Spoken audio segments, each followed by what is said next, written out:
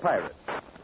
When a newspaper strip as popular as Terry and the Pirates leaps from the nation's newspapers and becomes a transcribed radio show, Terry fans everywhere are quick to be critical of these characters they have come to know and love.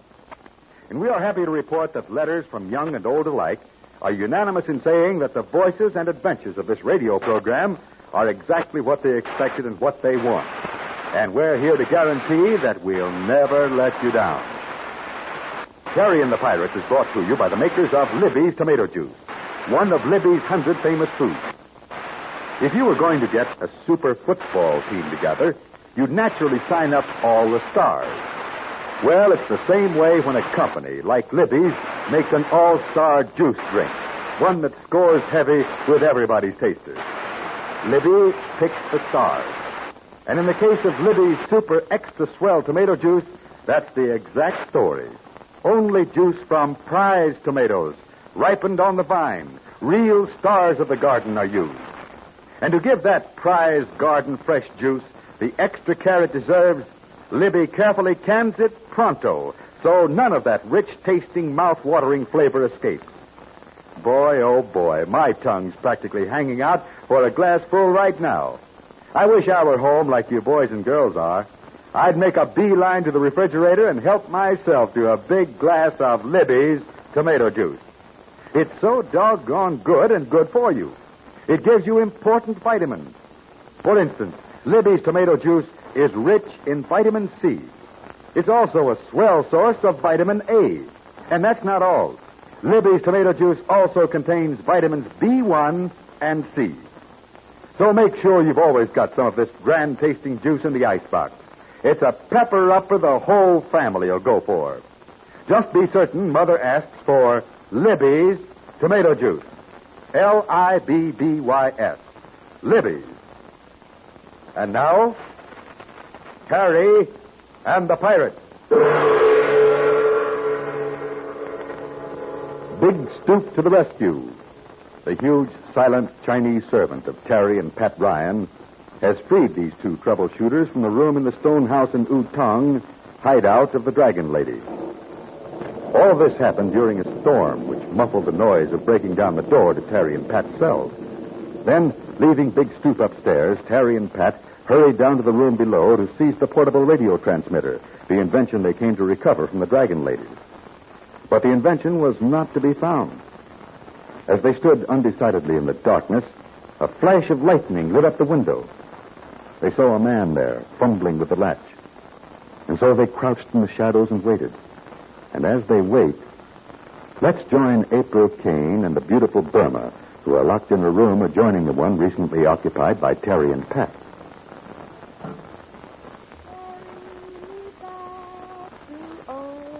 Virginia, there's where the cotton and the corn and taters grow.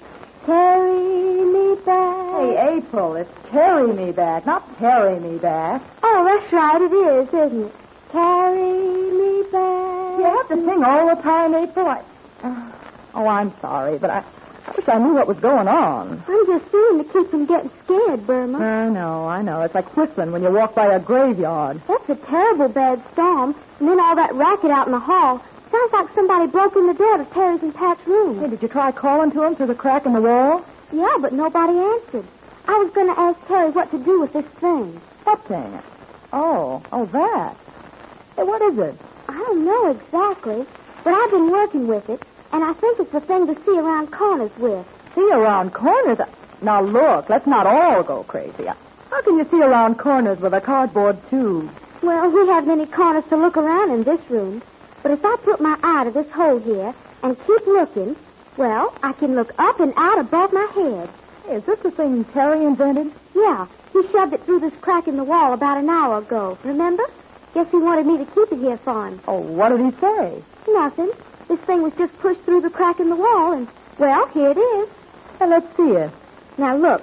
You see there's two mirrors in it, one at each end, and you look through this end. Uh-huh, I see. And the look comes out the other end. Yeah, it's like a periscope or something, only it isn't. Well, you can bet Terry has a name for it. That lad can build the strangest things. Say, maybe we better pass this thing along to Jude Hennick and Connie. Maybe they can find some use for us. All right, we can try. There's a crack in this wall. Let's try. Then we can tell them what it is and perhaps... Well, Connie, storm's over outside, but from the racket we heard out in the corridor, I'd say some sort of a storm happened in this building. Oh, too true, Mr. Doodle. Now, look, I'm not fussy about my name, but it isn't Mr. Doodle. Call me Dude, call me Hennig. Bless if you want to just point at me, but don't call me Mr. Doodle. Thousand pardons, Mr. Doodle. Mr. Henrik, sir. Okay, let it go. Muchery bang noise outside the hall. Is Big Stupa, perhaps. Big Stoop? You mean he's in this building? He's out of... How do you know? Footsie steps go frap, like Stupa walking. Oh, sounded like the big fellow, huh? Perhaps. Well, then what was he doing up here? I heard it pounding. Hey, maybe he battered down the door of the room where Pat and Terry are. Yeah, but why didn't they release us and April and Burma in the next room? Connie make talk through wall cracker. Missy April explain, perhaps. Well, go ahead. I don't get all this banging about all night long. Hello. Is Connie here for chatter, Missy April? Is that you, Connie? You so say.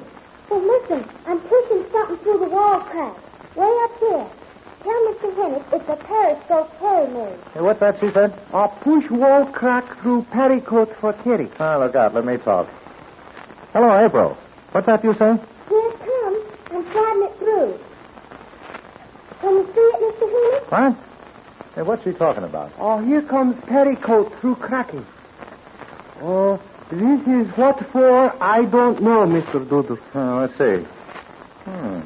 Very clever. Very clever. It's a periscope, mirrors at both ends. Say, this is very kippy. How it shoot boom bullets? It doesn't shoot boom bullets. It's a thing you look on. Say, this is just the thing to look out into the corridor with.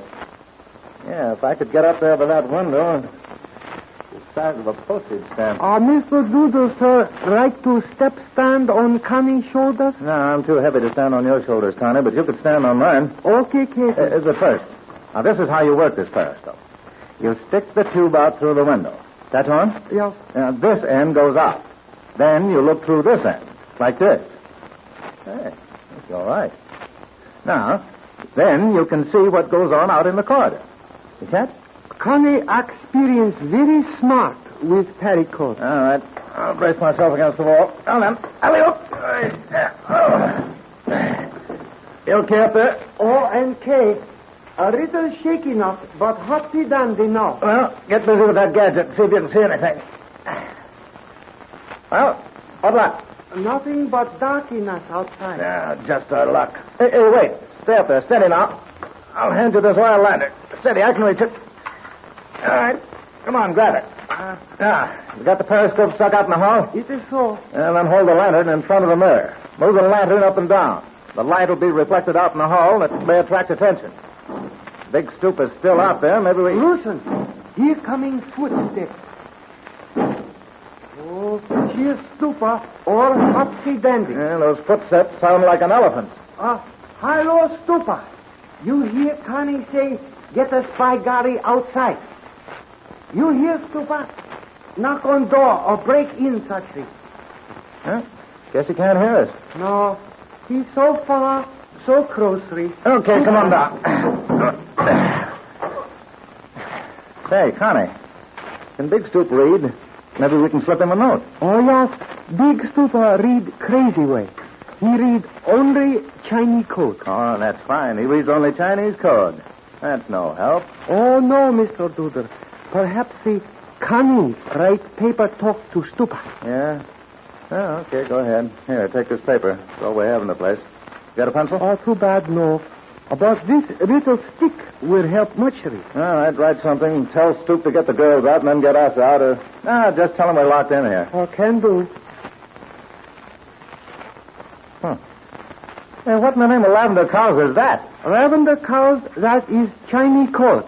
Pretty sweater, I guess so. Do you mean to say those funny squares spell out words? It is so. A special Chinese code? Say, well, wonders never cease. Wonder cease now. Connie or finish paper talk. Yeah, what'd you write with all those secret chicken tracks? Connie say, come inside, please, before dawn hour. Come inside before dawn hour, huh? Okay. Well, then, hop up on my shoulders and slip that message outside, and let's see what happens. Okay. Shove that paper out in the hall. Whoosh. She go outside to big Stupa. Now we make listen see. Stupa in darkness can't read the paper talk. Yeah, that's right. It's too dark out there.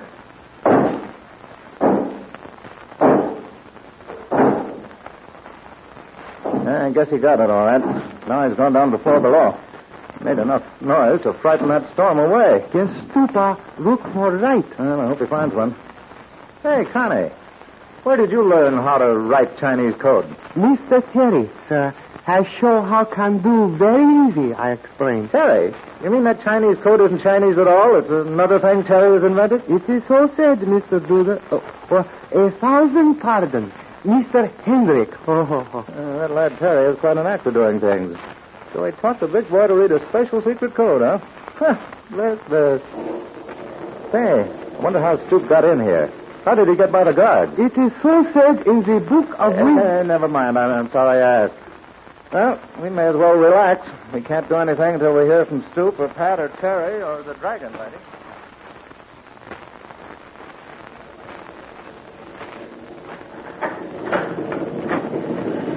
Who's there? Speak up. Speak up or I'll shoot.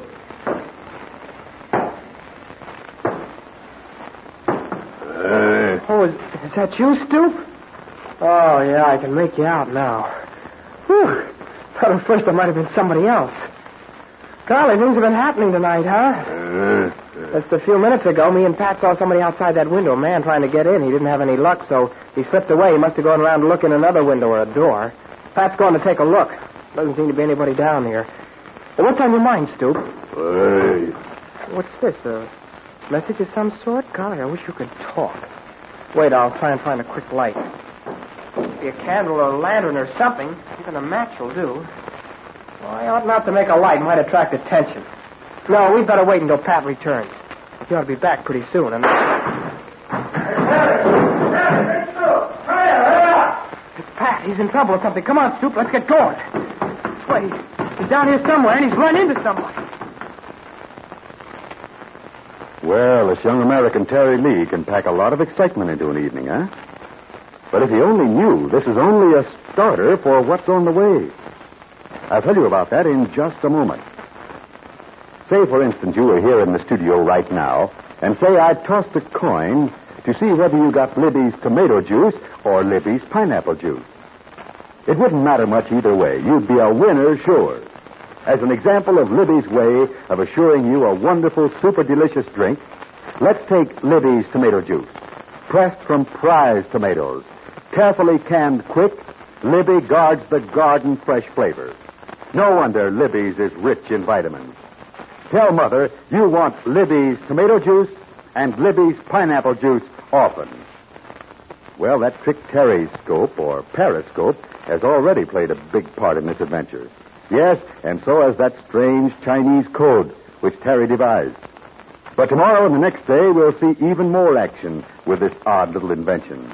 So stick close to the radio for your next transcribed program at this same time. And you know how it starts. Well, if you don't, well, then listen to this.